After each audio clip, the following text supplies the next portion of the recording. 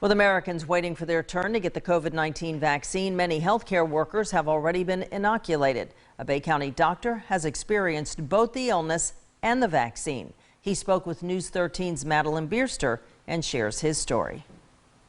We're going to need to get as close to 67% of the world's population vaccinated, either through having the disease already and living or vaccinated. That's 5.2 billion people. Dr. Frank Merritt, an emergency room doctor at Ascension Sacred Heart Bay, contracted COVID-19 back in July.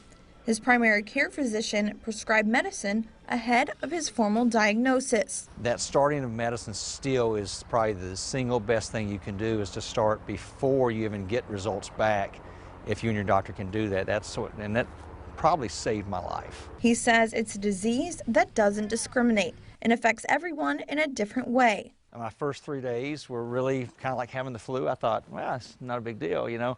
And I actually got better for about 2 days. But then I went into a second phase, which was worse, got better for a day or two, and then went into a third phase in the third week, which was the worst. And about 3 of those 7 days had the real severe shortness of breath. Dr. Merritt received the Moderna vaccine last week and got serious symptoms again. The first 10 hours I felt great. I was able to play with my family outside. I thought nothing of it. And then at the 10-hour mark, had a very bad result. Horrible fever, chills, muscle aches, which are myalgias, arthralgias, bony aches, and to the point that those reactions were far worse than what I felt when I had COVID. Dr. Merritt encourages everyone to talk to their doctor about what's best for them. People that have had COVID, at least moderate to severe COVID, probably do really need to wonder if they need the full dose on the first time, and if they need the second booster dose, since we've already once again had our primer dose by having the disease. Many questions about the long-term effects of the virus remain unanswered.